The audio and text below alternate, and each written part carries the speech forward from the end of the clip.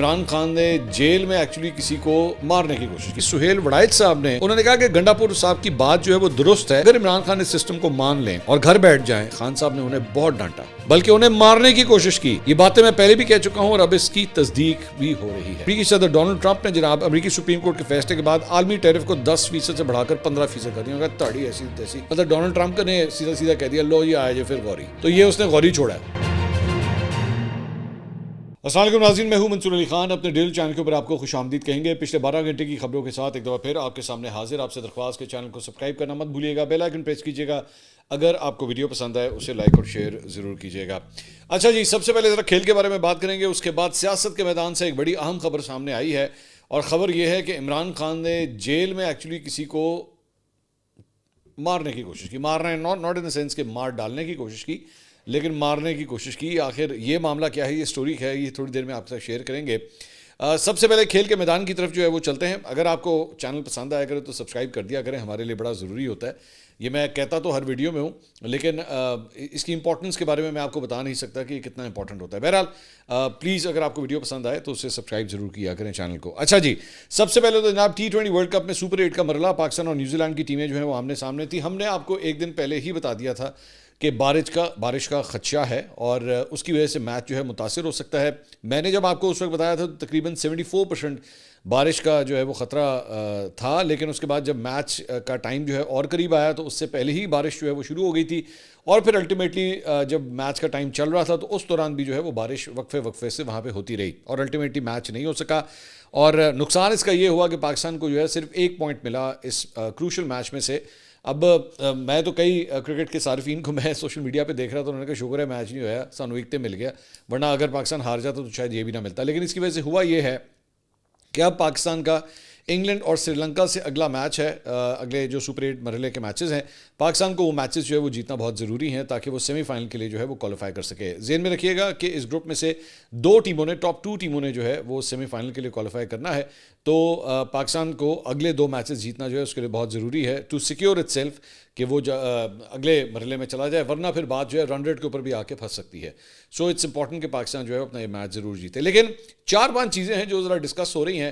ایک سوالات جو کچھ ذہن میں آئے ہیں, ایک تو یہ کہ ٹاس کے وقت جو ہے جب بارش ہو رہی تھی تو پھر ٹاس ہوا کیوں؟ کیونکہ ٹاس ہوا اور پاکستان ٹاس جیتا اور پاکستان نے بیٹنگ کرنے کا فیصلہ کیا. تو سب سے بڑی بات یہ کہ اگر میچ ابھی شروع نہیں ہو رہا تھا تو ٹاس جو ہے وہ ہوا کیوں؟ دوسرا, سلمان علی آغا نے ٹاس جیت کے بیٹنگ کرنے کا فیصلہ کیا. اب عام طور پہ جب اگر میچ متاثر ہو جائے, ریڈیوسڈ اوورز ہو جائیں, تو پھر بہتر ہوتا ہے کہ آپ ٹارگٹ چیز کریں, تاکہ آپ کے پاس ایک سیٹ, آپ کو پتا ہوتا ہے کہ جناب اوور جو ہیں ریڈیوس ہو چکے ہیں, آپ اپنا رن ریٹ جو ہے وہ شروع سے ہی بڑھا کے رکھتے ہیں. Why would you want to bat جب بارش کی وجہ سے, آپ کو پتا ہے فوکس بھی یہی ہے.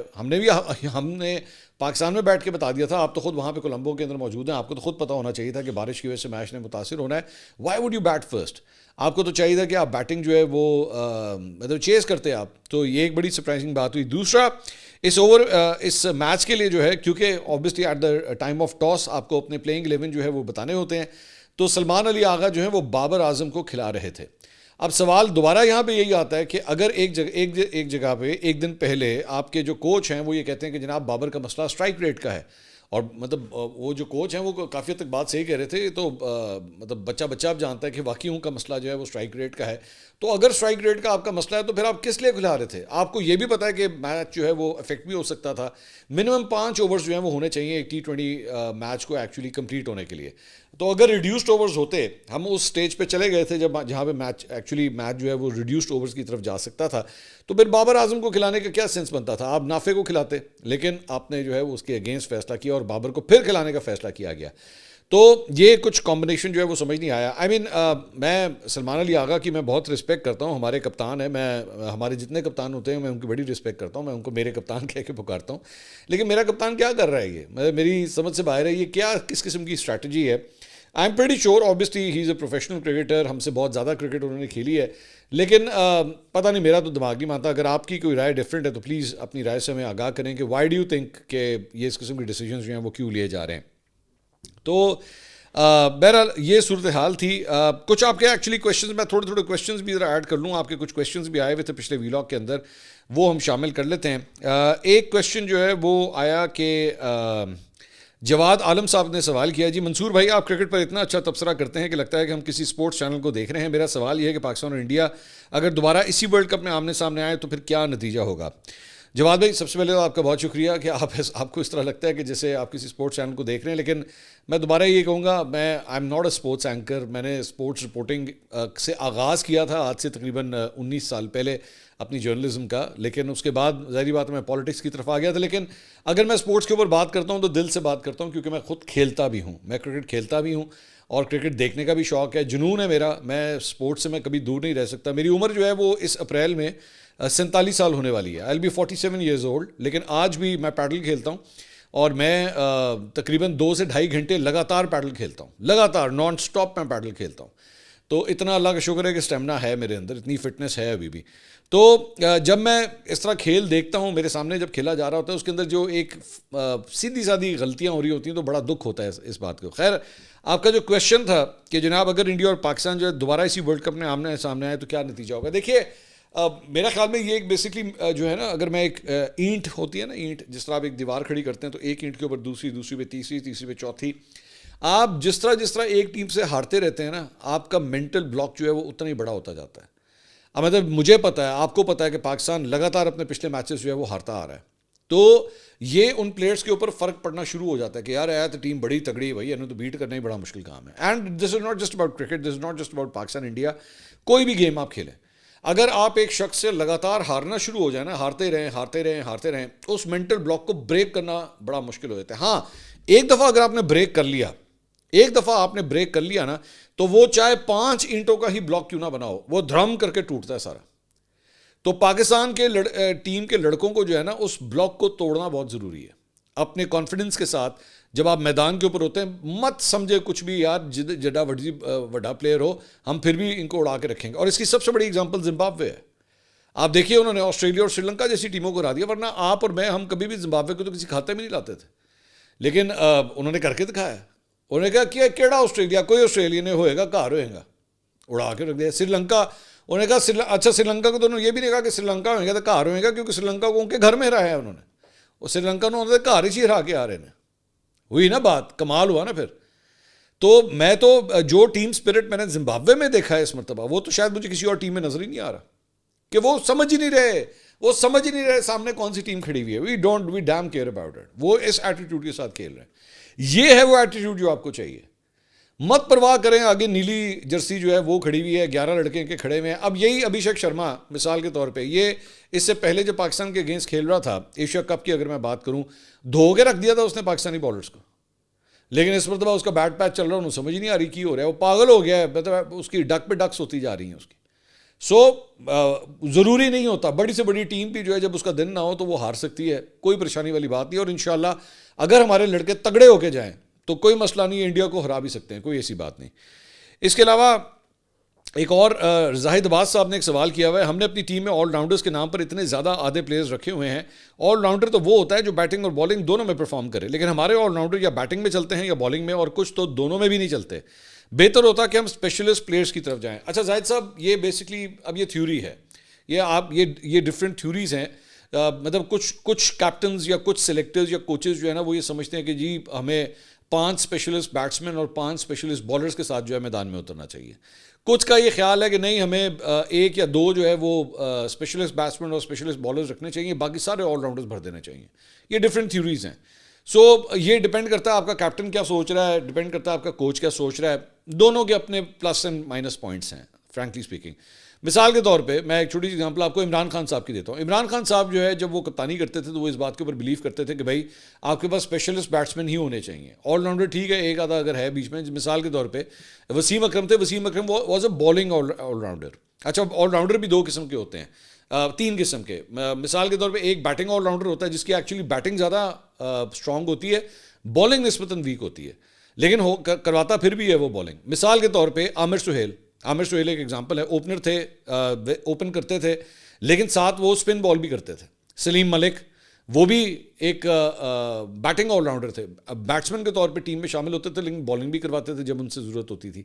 وسیم اکرم بالنگ آل راؤنڈر تھے, وہ بالنگ میں ایکچولی ان کا کمال تھا کیونکہ اٹیک کرتے تھے پاکستان کی طرف سے, لیکن بیٹنگ کے اندر جو ہے وہ جب ان کی ضرورت پڑتی تھی نمبر 6, 7, 8 کے اوپر جہاں پہ بھی ان کو بھیجا جاتا تھا وہ سلاگنگ کا, ہٹنگ کا جو ہے وہ اس کو کام کرتے تھے. شاہد افریدی آپ کے سامنے ہے.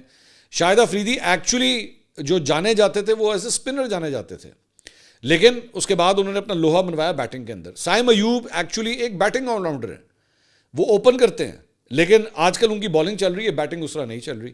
سو یہ اس پہ ڈپینڈ کرتا ہے کہ آپ کی کون سی جو چیز ہے, زیادہ ٹیلنٹ جو ہے وہ زیادہ کس چیز کے اندر آپ کا اچھا ہے, اور یہ اس پہ ڈپینڈ کرتا ہے آپ کو رول کیا دیا گیا ہے آپ کی ٹیم مینجمنٹ کی جانب سے. اس کے علاوہ کرکٹ میڈیسن نامی ایک صارف نے جو ہے وہ کامنٹ لکھا, انہوں نے کہا جی کیا سلمان علی آغا کسی کی پرچی ہیں؟ نہیں بھائی مجھے نہیں پتا, میں فرینکلی اسپیکنگ اس قسم کی بات کے اوپر کامنٹ نہیں کرنا چاہوں گا کہ وہ کسی کی پرچی ہیں یا نہیں پرچی. یہ مجھے نہ, میں جب تک میرے پاس کسی کے بارے میں ثبوت نہ ہو میں اس طرح کسی بھی الزامات نہیں لگا سکتا. قاسم ساجد صاحب کا سوال ہے, کیا اب بھی بابر اعظم اور وراٹ کوہلی کا موازنہ بنتا ہے؟ کاش میں کہہ سکتا کہ ہاں بنتا ہے, لیکن اب مجھے نہیں لگتا. میں بابر اعظم کو بہت سپورٹ کرتا رہا ہوں, دل سے سپورٹ کرتا آیا ہوں, مجھے وہ بہت پسند ہیں, لیکن انفارچونیٹلی جو ان کی فارم رہی ہے اور کچھ ان کے جو مینٹل ایشوز رہے ہیں, اور not in a bad sense please, لیکن مجھے لگتا ہے کہ جیسے وہ انہوں نے اپنے آپ کو ایک خول میں بند کر کے رکھ دیا ہے اور وہ اس سے نکل نہیں پا رہے. ورنہ شارٹ سلیکشن ان کے پاس ہے, ٹیلنٹ ان کے پاس ہے, ٹائمنگ ان کے پاس ہے, پاور ان کے پاس ہے, لیکن ایک کانفیڈنس نہیں ہے, جس کا جو تھوڑی دیر پہلے میں زمبابوے کے بارے میں بات کر رہا تھا نا, ارریسپیکٹو کون سامنے آ رہا ہے کوئی پرواہ کرنے کی ضرورت نہیں, آپ اپنی نیچرل گیم کھیلیں, چھوڑ دیں اس بات کو کہ اگلا جو ہے وہ انڈیا سے آ رہا ہے یا آسٹریلیا سے آ رہا ہے یا ساؤتھ افریقہ سے آ رہا ہے, آپ اپنی شارٹ سلیکشن کے مطابق کھیلیں. زمبابوے کے پلیئرز کا میں نے سب سے اچھی بات یہ دیکھی, وہ پرواہ ہی نہیں کر رہے کہ بھائی آگے سے جو ہے وہ کون سا بالر آ رہا ہے بال کرانے کے لیے, وہ میرٹ کے اوپر کھیل رہے ہیں. اگر وہ میرٹ بنتا ہے کہ اس کو ہک کیا جائے تو وہ بالکل اسی طرح ہی کھیلتے ہیں, ان کو فرق ہی نہیں پڑتا. اس کے علاوہ تنویر عباس صاحب کا سوال ہے, کیا ٹورنامنٹس میں ٹیموں کی گروپنگ اس طرح کی جاتی ہے کہ بھارت اور پاکستان کا ٹاکرا کم از کم 2 یا 3 دفعہ ہو تاکہ زیادہ مال بنے؟ جی تنویر صاحب بالکل کی جاتی ہے, آپ نے صحیح پن پوائنٹ کیا ہے, بالکل کی جاتی ہے. اور وہ جسے کہتے ہیں نا سب سے بڑا روپیہ, وہ بیسیکلی اسی کا چکر ہے, کیونکہ ریونیوز کا اتنا زیادہ بنتا ہے, براڈ کاسٹر اس کے لیے کتنا پیسہ دینے کے, دیکھیے بیسکلی چکر کیا ہے, براڈ کاسٹر آئی سی سی کو اس کا پیسہ دینے کے لیے تیار ہے کہ بتاؤ کتنا پیسہ چاہیے ہمیں اس میچ کو کور کرنا ہے. ان ٹرم جب وہ یہ آفر آگے آئی سی سی کو کرتا ہے, اس کے بعد وہ آگے جب ایڈورٹائزر ہوتا ہے, ایڈورٹائزر کو وہ کہتا ہے میں اپنے منہ مانگے دام لوں گا, انڈیا پاکستان کھیلنے لگے ہیں, یہ ایڈ اتنے کا بکے گا اور لوگ دینے کے لیے تیار ہیں. وہ کہتے ہیں بس کیونکہ اتنے لوگوں نے دیکھنا ہے وہ میچ کہ وہ 10 سیکنڈ کا سلاٹ لینے کے لیے پاگل ہو جاتے ہیں کہ بس ہمیں کسی طرح سلاٹ مل جائے. تو ہاں آپ صحیح کہہ رہے ہیں. اس کے علاوہ کچھ اور خبروں کی طرف بھی جاتے ہیں, اور وہ میں نے جو شروع میں بات کی تھی عمران خان صاحب کے حوالے سے, بیسکلی سہیل وڑائچ صاحب نے اپنے ویلاگ کے اندر جو ہے وہ ایک دعویٰ کیا ہے. انہوں نے کہا کہ گنڈا پور صاحب کی بات جو ہے وہ درست ہے کہ یہ باتیں ڈسکس ہوئی تھی کہ اگر عمران خان اس سسٹم کو مان لیں اور گھر بیٹھ جائیں اور نہ کوئی دھرنا کریں اور نہ کوئی کال دیں اور پارلیمنٹ میں بیٹھ جائیں تو اگلے الیکشن کے بارے میں نہ صرف ان سے مشورہ کیا جائے گا بلکہ بات بھی کی جائے گی. اور اس حوالے سے یہ بھی سوچا گیا کہ اگر آپس میں انڈرسٹینڈنگ ہو جائے تو ایک قومی حکومت بھی بنائی جا سکتی ہے. ابتدائی طور پر خان صاحب گنڈا پور صاحب کی حوصلہ افزائی کرتے رہے اور گنڈا پور صاحب اسی بہاف پر مذاکرات کرتے رہے, لیکن جب وہ فائنلی وہاں گئے تو جیل میں موجود اس وقت جو ان کے ساتھی تھے انہوں نے مجھے بتایا کہ خان صاحب نے انہیں بہت ڈانٹا, بلکہ انہیں مارنے کی کوشش کی یا ان کے پیچھے بھاگے, بہت برا بنایا. یہ باتیں میں پہلے بھی کہہ چکا ہوں اور اب اس کی تصدیق بھی ہو رہی ہے. یہ بالکل اس سے ملتی جلتی بات جو ہے وہ سہیل وڑائچ صاحب میرے پوڈ کاسٹ میں آئے تھے تو مذاکرات کے حوالے سے ایکچولی اس وقت انہوں نے کیا کہا تھا یہ سنیے گا ذرا. جو چیز انہیں آفر کی جاتی ہے جی وہ اس کو ناکافی سمجھتے ہیں. آفر کی گئی ہے, آفر انہیں آئی ایم 100% شور کہ انہیں یہ آفر کی گئی تھی کہ بنی گالا چلے جائیں, سسٹم کو مان لیں اور خاموشی سے بیٹھ جائیں, اور وہ اس پہ راضی نہیں ہے. اس پہ وہ راضی نہیں, بلکہ وہ اس پہ تو امین گنڈا پور صاحب لے کے گئے تھے میسج, اور اس پہ تو باقاعدہ انہوں نے جوتی اتار لی تھی. جی جی گنڈا پور پہ جوتی اتار لی. جی جی تو پھر ڈٹ کے تو یہی پھر کھڑے ہیں نا. پھر نہیں ڈٹ کے نہیں. اچھا بات تو ہو رہی ہے کہ شرائط کیا ہوں, شرائط پہ تیار نہیں ہیں, صلح پہ تیار ہیں, شرائط پہ تیار نہیں ہے. تو یہ سہیل وڑائچ صاحب نے ہمارے پوڈ کاسٹ کے اندر یہ انکشاف کیا تھا کہ اس وقت جو ہے وہ خان صاحب نے جو ہے وہ جوتا اٹھا لیا تھا. جوتا اٹھانا ان مطلب ریئل سینس نہیں تھا کہ انہوں نے کہا تھا جب میں کتنے میرا جوتا میں لا گئے, لیکن مطلب وہ کافی غصہ ہوئے تھے, بہت ڈانٹا تھا ان کو یہ. تو وہ سہیل وڑائچ صاحب نے جو ہے اسی بات کو انہوں نے ریپیٹ کیا ہے. اس کے علاوہ ایک اور خبر جو ہے وہ جناب سیاست کے میدان سے، شیر افضل مروت صاحب جو ہے، جو ان کے اوپر علیمہ خان صاحبہ نے الزامات لگائے تھے ایک انٹرویو کے اندر، آج شیر افضل مروت صاحب نے جو ہے وہ اس کا جواب دیا مختلف ٹاک شوز میں بیٹھ کے، اور اس میں انہوں نے ایک پروگرام میں انہوں نے کہا جی علیمہ خان نے پی ٹی آئی کو ناقابل تلافی نقصان پہنچایا، علیمہ خان نے میرے خلاف سوشل میڈیا بریگیڈ کو متحرک کیا، وہ میرے خلاف عدالت جانا چاہتی ہیں تو جا سکتی ہیں، علیمہ خان نے پارٹی کو ناقابل تلافی نقصان پہنچایا ہے۔ انہوں نے بیرسٹر گوہر کو کہا کہ آپ بانی کی بینائی کے معاملے کو کیوں کمزور کر رہے ہیں، پی ٹی آئی میں کوئی ایسا آدمی نہیں جس پر علیمہ خان نے تنقید نہ کی ہو، علیمہ خان پارٹی کے لوگوں کو نوکر سمجھتی ہیں، علی امین گنڈا پور کی پارٹی میں پوزیشن مضبوط ہے، 25 ایم پی ایس 6 سے 7 ایم این ایز علی امین گنڈا پور کے ساتھ ہیں۔ علی امین گنڈا پور جادوگر تو نہیں ہے کہ بانی کو جیل سے نکال لیتے، ان کے خلاف 3 ماہ سے سازش ہو رہی تھی۔ بشرا بی بی اور مراد سعید نے سہیل آفریدی کو وزیر اعلیٰ بنایا، علیمہ خان سہیل آفریدی سے بھی ناراض ہیں، میرا خیال ہے سہیل آفریدی چند ہفتوں کے مہمان ہیں، عید کے بعد ایم این ایز کی پھر عید ہوگی، جنہوں نے نیا وزیر اعلیٰ چننا ہے اس پر ڈسکوالیفیکیشن کی تلوار لٹک رہی ہے، 1-2 اور لیگل معاملات بھی ہیں۔ تو یہ شیر افضل مروت صاحب کی پریڈکشن ہے کہ ان کے ساتھ جو ہے وہ سب کچھ ہو سکتا ہے۔ اس کے علاوہ ایک اور پروگرام میں شیر افضل مروت صاحب نے جو ہے وہ گفتگو کرتے ہوئے بشرا بی بی کی بہن کے اوپر ایک بڑا سنگین قسم کا الزام لگایا۔ انہوں نے کہا کہ مریم وٹو جو بشرا بی بی کی بہن ہے وہ عمران خان کے دور میں 28 لاکھ روپے تنخواہ لیتی تھی، اور آج کل وہ دبئی میں ہے، اس کے وہاں پہ 2-3 مساج سینٹرز ہیں۔ اب مجھے نہیں پتا یہ شیر افضل مروت صاحب جو ہیں اس قسم کی بات کیوں کر رہے ہیں، اور اتنا سنگین الزام جو ہے انہوں نے بشرا بی بی کی بہن کے اوپر لگایا ہے۔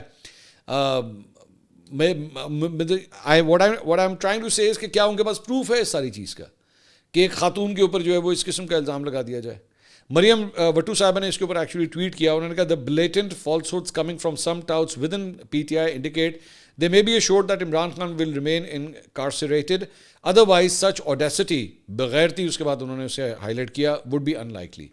اب I don't know یہ شیر افضل مروت صاحب کے بارے میں بات تھی یا کسی اور کے بارے میں، کیونکہ شیر افضل مروت صاحب تو پی ٹی آئی میں نہیں ہیں، لیکن یہ کہہ رہی ہیں کہ جناب یہ سارا کچھ جو ہے یہ پی ٹی آئی کے اپنے اندر سے لوگوں کی جانب سے جو آ رہا ہے۔ آئی ڈونٹ نو یہ بات جو ہے انہوں نے کس کے لیے کہی ہے۔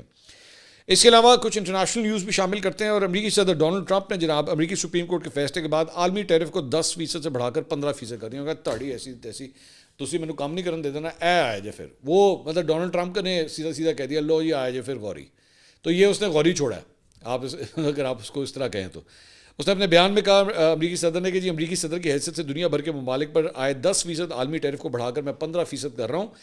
ٹیرف میں شامل کئی ممالک ایسے ہیں جو کئی دہائیوں سے امریکہ کا استحصال کرتے آ رہے ہیں۔ میری انتظامیہ آنے والے مہینوں میں قانونی طور پر نئے اور قابل اجازت ٹیرف کا تعین کرے گی۔ واضح ہے کہ جمعے کو امریکی سپریم کورٹ نے دوسرے ملکوں پر ٹرمپ کے اضافی ٹیرف کو غیر قانونی قرار دیا تھا، تو آگے سے ٹرمپ نے کہا لو جی پھر میں اس طرح ہے تو پھر اس طرح سے ہی۔ اس کے علاوہ یہ رپورٹ ہوا ہے کہ جی ڈونلڈ ٹرمپ نے ایران کو معاہدہ کرنے کے لیے 10 سے 15 دن کی اس نے مہلت دی ہے، ڈیڈ لائن دے دی ہے، اور ٹرمپ نے دھمکی دی ہے کہ اگر ایران نے مہلت دیے جانے تک مذاکرات نہ کیے تو پھر بڑا فوجی حملہ جو ہے وہ ہوگا۔ صدر ٹرمپ نے ایران کو دی گئی ڈیڈ لائن کے بعد یورپ میں موجود امریکی فضائیہ نے ایران کی جانب اپنی عسکری پوزیشن سنبھالنا بھی شروع کر دی ہیں۔ پرتگال کے ایک جزیرے پر قائم امریکی ایئر بیس پر جنگی طیاروں اور معاون فضائی اثاثوں کی سرگرمیوں میں اضافہ دیکھا گیا ہے، جہاں امریکی طیاروں نے ممکنہ آپریشنز کے لیے پوزیشنز جو ہیں وہ اپنی سنبھال لی ہیں۔ دوسری جانب نیو یارک ٹائمز نے اپنی رپورٹ میں خبردار کیا ہے کہ ایران پر کسی بھی قسم کے امریکی حملے کے نتائج ناقابل پیش گوئی ہو سکتے ہیں، اور یہ اقدام پورے مشرق وسطیٰ کو ایک نئی جنگ کی طرف دھکیل سکتا ہے۔ ایک برطانوی خبر رساں ادارے نے دعویٰ کیا تھا کہ امریکی صدر ایران کی اعلیٰ قیادت کو براہ راست نشانہ بنانے پر غور کر رہے ہیں، جبکہ بعض رپورٹس میں ایران پر محدود حملوں کا بھی جو ہے وہ ذکر کیا گیا ہے۔ دوسری جانب ایران آبزرور نے ایک ٹویٹ کیا ہے، اور انہوں نے کہا ہے کہ آیت اللہ خامنائی کے اوپر اگر کسی قسم کا کوئی حملہ کیا گیا، اگر کسی قسم کا امریکہ کی جانب سے کوئی حملہ کیا گیا تو اسے جو ہے وہ جہاد کے فتوے کے طور پہ جو ہے وہ پھر کنسیڈر کیا جائے گا، کہ پھر یہ فتویٰ دے دیا جائے گا کہ جناب جہاد جو ہے وہ اب کیا جا سکتا ہے، اور امریکی فوجیوں کو جو ہے وہ نشانہ بھی بنایا جا سکتا ہے۔ تو دونوں سائڈز کی جانب سے جو ہے بڑے سخت قسم کے بیانات جو ہیں وہ اب سامنے آ رہے ہیں۔ دیکھیں اسی کے ساتھ ایک سروے جو ہے وہ سامنے آیا ہے، اور جس میں امریکہ سمیت 58 ممالک میں اسرائیلی وزیر اعظم بنجمن نیتنیاہو کو ناپسندیدہ قرار دے دیا گیا ہے۔ اس سروے میں بنجمن نیتنیاہو کو دنیا کی سب سے زیادہ ناپسند کی جانے والی شخصیت میں شامل کیا گیا ہے، اور مجموعی شرح میں 2019 کے مقابلے میں 20% اضافہ ریکارڈ کیا گیا ہے، جو عالمی رائے عامہ میں واضح تبدیلی کی عکاسی کرتا ہے۔ کچھ آپ کے کویشچنز جو ہیں وہ شامل کریں گے۔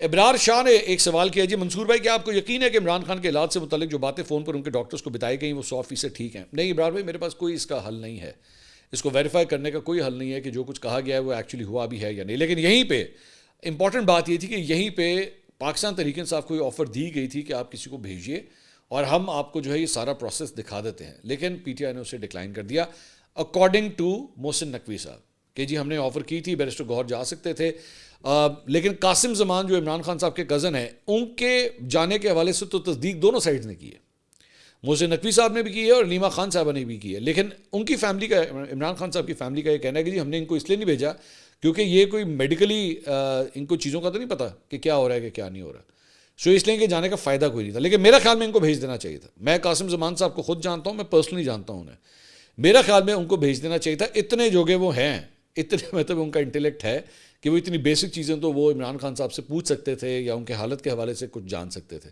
لیکن پھر بھی یہ نہیں کیا۔ قاسم زمان صاحب جو ہیں خود بھی ایک اولڈ ایج سونین ہے اور از اے ویری انٹیلیجنٹ فیلو، لیکن میرے خیال میں ان کو یہ آپشن جو ہے یوز کرنی چاہیے تھی۔ اس کے علاوہ محمد عرفان صاحب نے سوال کیا، منصور بھائی ٹرمپ ہمارے فیلڈ مارشل کی اتنی جو تعریفیں کر رہا ہے، آخر ایسا کیا مفاد ہے جس کی وجہ سے امریکہ کا صدر یہ کرنے پر مجبور ہو رہا ہے، اور دوسرا یہ گرنے والے جہازوں کی تعداد میں اضافہ کر کے انڈیا کا مذاق اڑا رہا ہے۔ عرفان بھائی مجھے تو ڈونلڈ ٹرمپ کی سمجھ نہیں آتی بھائی، مطلب وہ اتنا انپریڈکٹیبل آدمی ہے کہ لوگ اس کو خود نہیں پریڈکٹ کر پاتے کہ یہ کر کیا رہا ہے۔ اور جہاں تک تعریفوں کی بات ہے، چاہے فیلڈ مارشل کی ہو، شہباز شریف صاحب کی ہو یا پاکستان کے حوالے سے ہو، مفادات ہیں بھائی، سیدھی بات ہے، مفادات کی بات ہے۔ وہ یہ بورڈ آف پیس جو بنا رہا ہے، ظاہری بات ہے غزہ سے متعلق، پاکستان ایک بہت اہم طاقت ہے اسلامی ممالک میں، آپ ایک ایٹمی طاقت ہے، ابھی آپ ایک جنگ جیت کے ہٹے ہیں، اپنے سے 5 گنا بڑے ملک کو آپ نے ہرایا ہے، آپ کا جو سٹیچر ہے نا پوری دنیا میں وہ کہاں سے کہاں چلا گیا، آپ کے شامل کیے بغیر کسی انٹرنیشنل معاملے کے اندر، خاص طور پہ جس کا تعلق فلسطین کے ساتھ ہو، یہ ممکن نہیں ہے۔ یہ تعریفیں، جو بھی تعریفیں ہیں، یہ آپ کی پوزیشن کی وجہ سے ہیں، جو جنگ آپ نے جیتی ہے، اور اس وجہ سے ڈونلڈ ٹرمپ آپ کے لیے اتنا میٹھا بن رہا ہے، کیونکہ اس کو آپ کی ضرورت ہے، اپنے بورڈ کے اندر اس کو آپ کی ضرورت ہے، اور ظاہری بات ہے آپ کو ڈونلڈ ٹرمپ کے قریب آنے کی ضرورت ہے، آپ کے اپنے مفادات ہیں، تو مفادات کی گیم ہے، اس میں کوئی حیرانگی والی کوئی بات نہیں ہے۔ اگلی ویڈیو میں آپ سے دوبارہ ملاقات ہوگی، اللہ حافظ۔